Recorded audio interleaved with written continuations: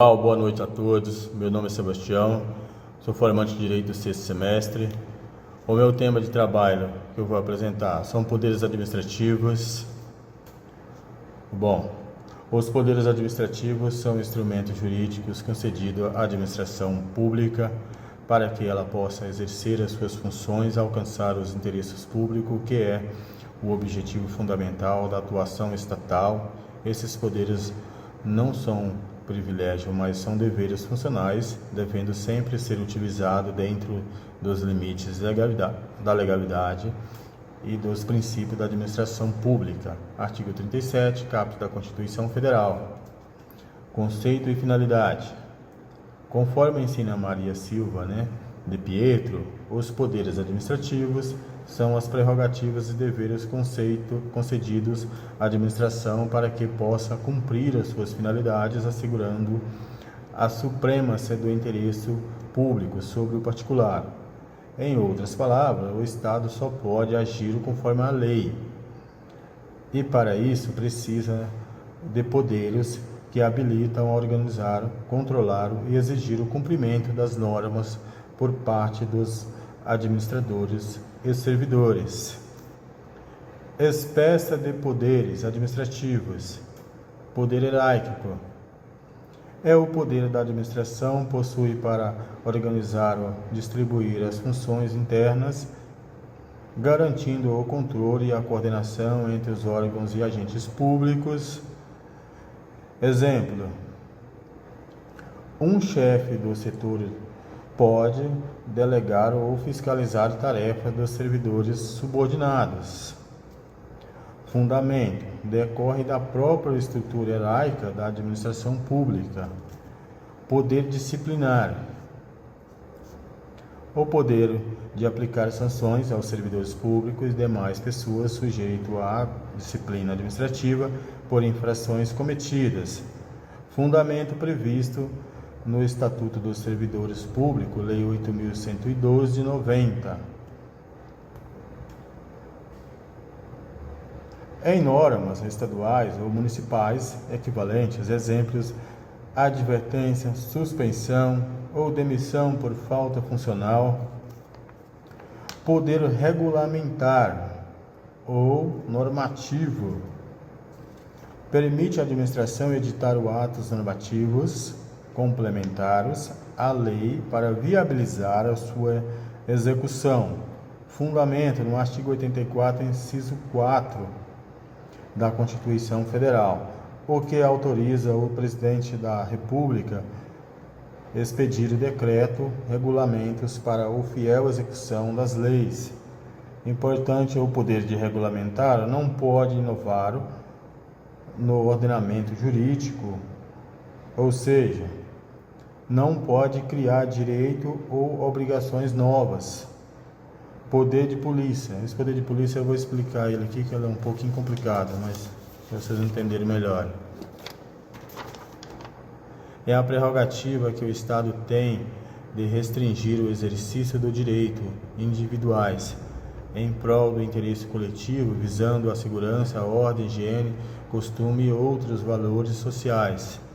Fundamento: artigo 78 do Código Tributário Nacional, CTN, que define o poder de polícia como atividade da administração que limita o exercício do direito em benefício da coletividade. Exemplo: fiscalização sanitária, licença de funcionamento, proibição de construções irregulares, etc. Limite do controle dos poderes administrativos. O exercício dos poderes administrativos deve respeitar os princípios constitucionais da legalidade, impessoalidade, moralidade, publicidade e eficiência. Artigo 37 da Constituição de 88. O abuso de poder, quanto a excesso ou desvio de finalidade, torna o ato nulo, sujeito o agente às sanções civis, penais, administrativas. Base legal: Lei 9.784 de 1999, que regula o processo administrativo federal, reforça que toda atuação deve ser mantida, motivada e pautada na finalidade pública. Conclusão: os poderes administrativos são instrumentos indispensáveis à boa gestão pública. Eles conferem autoridade à administração para agir, mas exigem que essa atuação seja sempre controlada e justificada. Em respeito ao Estado Democrático de Direito, o equilíbrio entre o poder e a legalidade é o que garante que o interesse público prevaleça sem violar os direitos individuais. Olá, meu nome é Gabriel Henrique Silva da Cruz e eu vou falar um pouco sobre o conceito dos poderes administrativos. Então, os poderes administrativos são instrumentos que a lei dá à administração pública para que ela possa agir e cumprir o interesse coletivo. Então, eles não são privilégios do servidor, mas sim deveres que garantem a eficiência e a legalidade e a justiça na atuação do Estado. Então, esses poderes existem por quê?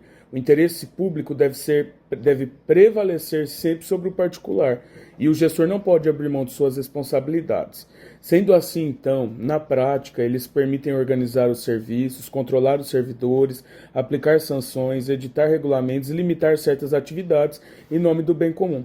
Então, em resumo, os poderes administrativos são os que dão força à legitimidade e à ação do Estado. Ou seja, é uma autoridade que dá para o Estado tornar possível uma gestão pública eficaz e voltada aí para o interesse de todos. Boa noite, me chamo Diego dos Santos Lima, vou apresentar um trabalho de Direito Administrativo, sou aluno da Faculdade de Anhanguera, faço Direito e nós vamos falar sobre poderes administrativos. Entretanto, eu gostaria de fazer alguns pressupostos, alguns conceitos preliminares para estar falando do assunto. O tema que me foi sugerido vai falar sobre fundamentos do poder administrativo e, consequentemente, eu vou fazer uma parte introdutória junto com alguns colegas.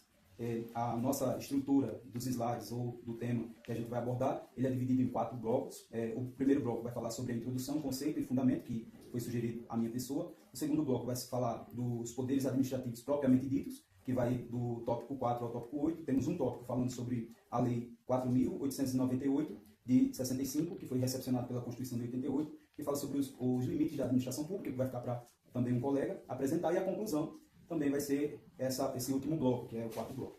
Eu vou falar sobre o fundamento, né, o fundamento do poder administrativo. Veja só, para falar do fundamento do poder administrativo, eu preciso falar sobre 3 situações, sobre três coisas. Primeiro, falar sobre o fundamento, aonde está previsto, em que legislação. Diga-se de passagem, nós temos o direito administrativo oriundo da Constituição. A Constituição que prevê sobre a administração pública, né? A administração pública. Então, nós temos aqui a primeira base legal, que seria a Constituição de 88. Temos algumas leis também que regulam a administração pública. Entre elas, temos a Lei 8.666, de 93, temos a Lei 14.133, de 2021, temos a Lei 8.429, de 92, e temos a Lei 12.527, de 2011. Entretanto, eu vou me restringir à Constituição de 88 e à Lei 9.748, que fala sobre lei de processo administrativo. Então, essas são a base legal, né, as leis que regem a administração pública. Só que para a gente falar sobre poderes administrativos, eu preciso falar de 2 princípios que me coube falar no meu tempo, que seria o fundamento do direito administrativo. O primeiro princípio que eu gostaria de falar é o princípio da indisponibilidade do interesse público. Ou seja, a coisa é pública. Se a coisa é pública, ela está indisponível. E é interessante falar que essa indisponibilidade, ela não diz respeito aos particulares. Essa indisponibilidade, ela diz respeito aos agentes públicos ou órgãos públicos. E, consequentemente, essa indisponibilidade, eu gostaria de citar um caso aqui para exemplificar este assunto, que é a indisponibilidade do interesse público. Veja só, o gestor que está administrando a coisa pública, ele não pode favorecer, um exemplo, favorecer em uma licitação um amigo ou um familiar. Ele favorecer concedendo essa licitação a um amigo ou um familiar, facilitando essa licitação. Então, ele não pode dar essa ajuda, né? Ajudar este familiar. Tem todo um processo de licitação. Né? Temos aqui a Lei 8.666, que era a lei de licitação, que agora temos uma nova lei, né? Que é a Lei 14.133, de 2021. Então, precisa-se passar por todo um processo de licitação para que aquele que for admitido a trabalhar ou fazer alguma coisa para o interesse público seja é submetido a um processo, não é de qualquer forma. Então, existe aí essa indisponibilidade. Então, tanto os órgãos como os agentes públicos, eles estão submetidos a este princípio. Agora, eu gostaria de falar do segundo princípio, que é o princípio da supremacia do interesse público sobre o direito privado. Então, veja só. Se nós temos o princípio que eu acabei de falar, do princípio da indisponibilidade do interesse público, agora nós temos o princípio da supremacia do direito público sobre o direito privado. Agora, veja só. Como exemplificar isso? Veja só, se digamos que o José, um personagem aqui fictício, né, ele tem um galpão dentro de uma cidade, e essa cidade ela passou por uma catástrofe, e nenhum dos galpões da cidade ficaram em pé, só o galpão do senhor José. E essa cidade, ela agora está passando pelo momento emergencial, ela agora recebe recursos, recebe alimentos, e esses alimentos precisam ser estocados em algum lugar para disponibilizar para a população. Então, agora o poder público vai até esse seu José e fala, olha, a gente precisamos do seu galpão para que esses alimentos eles possam ser guardados para disponibilizar para os munícipes, né, para as pessoas que estão precisando dessa assistência. Então, se ele diz, não, eu não posso, eu não devo e eu não quero disponibilizar o meu galpão.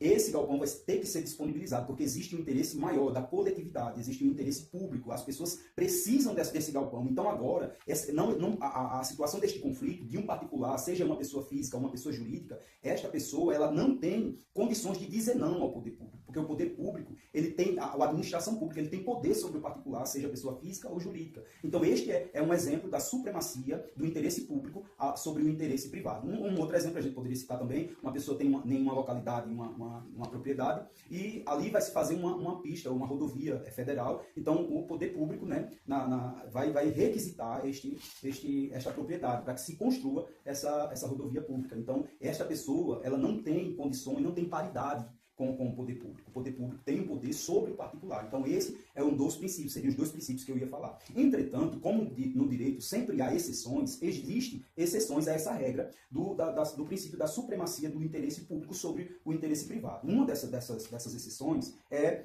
nenhum poder público, o poder público ele não pode suprimir direitos fundamentais, que estão lá na Constituição, no artigo 5º. Esses direitos fundamentais, eles não podem ser violados, porque isso foi uma construção da sociedade brasileira. Chegou o poder constituinte e preserva este fundamento, na verdade, os direitos fundamentais. Então, veja só, não se pode suprimir direitos fundamentais. Essa é uma das exceções. A outra exceção é o ato de gestão. Veja só, vamos considerar o mesmo exemplo que eu dei, que seria o exemplo do seu José, que tem um galpão. Digamos que o gestor, ele tem sobrando na administração pública 1000 cadeiras. E ele precisa estocar essas cadeiras em algum lugar. E ele chega no seu José e diz o seguinte, olha, eu vou guardar essas cadeiras aí no seu galpão. E o seu José diz, não vai guardar as cadeiras no meu galpão. Eu não quero. Aí o que vai acontecer? Será que o interesse particular ou privado do seu José, ele vai ser suprimido pelo poder da administração pública? Veja só, qual é o interesse público em guardar apenas algumas cadeiras que estão sobrando? Será que há interesse público nisso? Então essa é uma situação de exceção. Veja só, não há interesse público para se colocar essas cadeiras, né, para alugar esse galpão, para pegar esse galpão. Não há interesse público, a não ser que se esteja se perecendo essas cadeiras, né? Mas não há interesse público. Ou seja, elas podem ficar onde estão e depois ser realocadas para uma unidade que está precisando de cadeiras. Não há interesse. Mas um outro exemplo que eu dei, que pegou o galpão e colocou ali esses alimentos que estavam precisando de uma guarita, aí sim tinha interesse público. Mas já nesse outro caso não tinha. Então há exceções à regra da supremacia do interesse público sobre o interesse privado. Certo? Então, eu quero agradecer à Faculdade de Anhanguera, quero agradecer a doutora Raquel, nossa professora de Administração Pública. Também quero agradecer desde já ao grupo em que faço parte, né, que tem aí as pessoas que elaboraram os slides, os meus colegas que estão aí cuidando dessa parte também editorial. Então, quero agradecer a todos. Que Deus os abençoe em nome de Jesus. Boa noite, meu nome é Luiz Miguel, sou aluno do curso de Direito do 6º semestre. A minha parte do trabalho administrativo é a parte 4. Eu vou falar sobre o poder vinculado e o poder discricionário. O poder vinculado quer dizer que a lei determina exatamente como o agente deve agir, sem liberdade de escolha. Por exemplo, a aposentadoria é concedida quando todos os requisitos legais são cumpridos. O agente apenas cumpre a lei.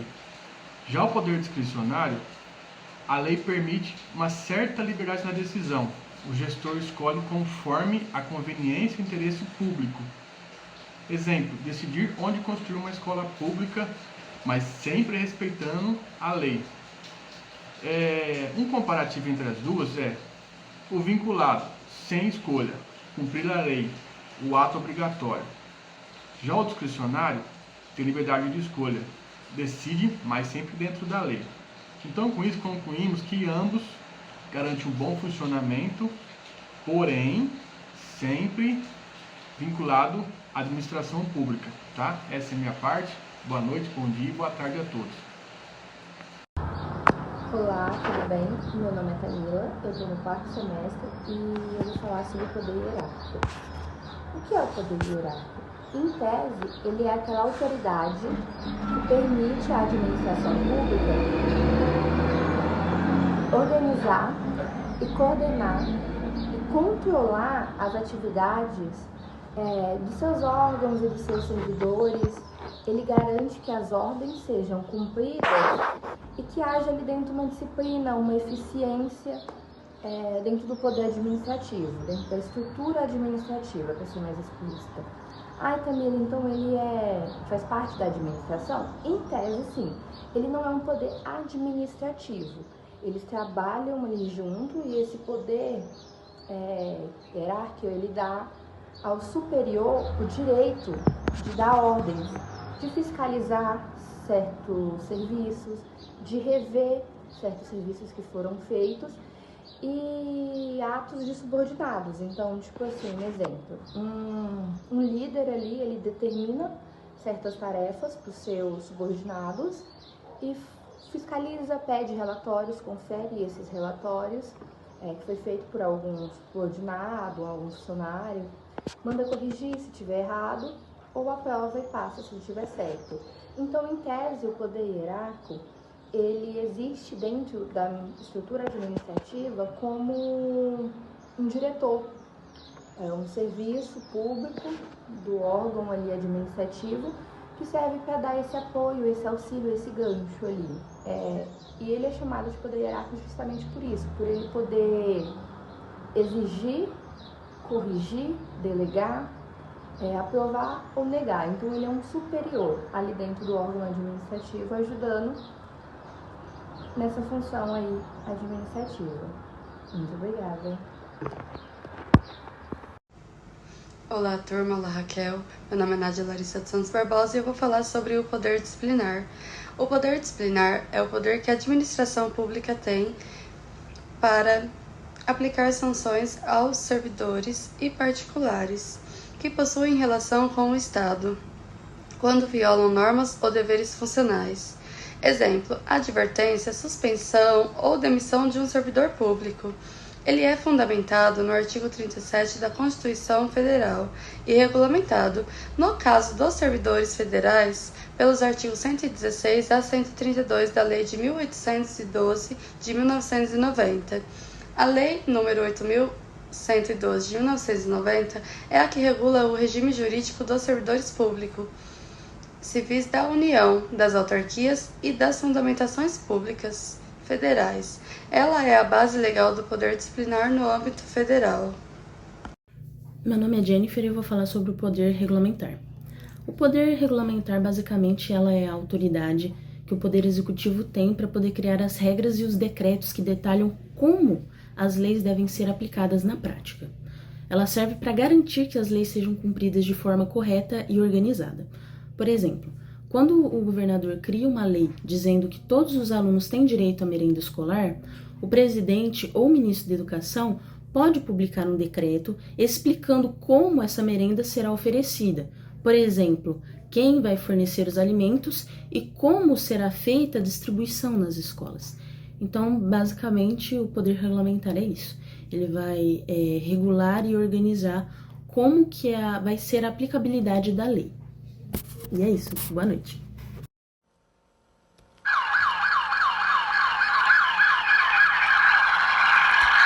Eu sou a Kátia Lopes Vegas, do 4º semestre, e vou apresentar para vocês o poder de polícia, que refere-se à capacidade que o Estado tem de limitar direitos individuais em benefício coletivo. Em outras palavras, o governo tem o poder de restringir, condicionar, fiscalizar atividades para proteger a ordem, a segurança, a saúde, o meio ambiente e o nosso bem-estar. o Estado pode decidir de como agir, pode aplicar sanções sem prejudicar sem precisar do judiciário, e o cidadão é obrigado a obedecer. Vamos dar um exemplo rápido e direto. Fiscalização em comércio pela vigilância sanitária. Quem aqui nunca comeu? Olá, meu nome é Gustavo, sou aluno do curso de Direito do 4º período. Vamos falar do poder administrativo, abuso e desvio do poder. O abuso de poder ocorre quando o agente público ultrapassa os limites legais do seu poder. Ele pode se manifestar de duas formas: excesso de poder, quando o agente atua além do que a lei permite, e desvio de finalidade, quando o agente utiliza seu poder para fins pessoais ou diferentes do interesse público. Ambas as condutas tornam o ato administrativo nulo e o agente pode responder civil, penal e administrativamente. Um exemplo prático disso: um policial aborda um cidadão em via pública de forma legítima, mas passa a agredi-lo fisicamente sem motivo ou prende sem fundamento legal. Aqui o policial tem poder de abordagem e prisão, mas excede os limites legais de seu cargo. Só isso, obrigado. Uma ótima noite para vocês. Até mais. Boa noite a todos. Está administrando a... Boa noite, bom dia e boa tarde a todos. E é isso. Boa noite.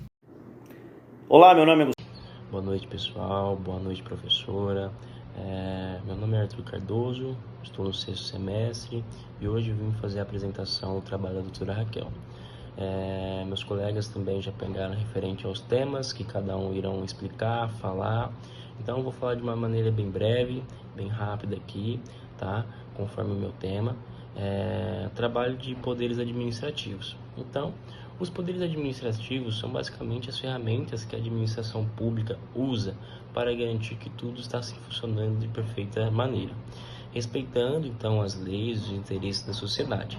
Eles permitem que o Estado organize, fiscalize e tome decisões de forma justa e eficiente. Mas quando alguém usa esses poderes de forma errada, pode acabar cometendo abuso ou desvio de poder, e aí o fato se torna inválido. Trouxe aqui um exemplo para vocês também, para ficar mais fácil a interpretação, tá? Imagine que um servidor público dizendo que não pode liberar um documento porque o prazo ainda não chegou. Mas na verdade, ele só quer atrasar para favorecer alguém ou prejudicar outra pessoa. Essa é uma mentira que fere o uso correto do poder administrativo. Por quê? Ela não está agindo de favor à sociedade, mas sim de interesses pessoais. Então, resumindo, referente a essa explicação e esse exemplo que eu dei, os poderes administrativos são super importantes para o bom funcionamento do Estado, mas precisam ser usados com responsabilidade, sempre pensando no bem da sociedade. Então, talvez um servidor público use esses poderes para maleficiar ou prejudicar alguém. Então ele já está tendo um abuso de autoridade referente a esse ato que ele está se comprometendo, esse ato ilícito que ele está se fazendo. Então tem que sempre ser usadas e utilizadas com bastante responsabilidade esses poderes e essas autonomias que os servidores públicos têm, para não prejudicar e nem beneficiar ninguém, né? De ser, no caso, de uma maneira justa e legal, tá? Então essa é a minha parte referente ao tema do trabalho abordado. Tá joia? Obrigado, pessoal. Boa noite, professora, doutora. Uma ótima noite para vocês. Até mais.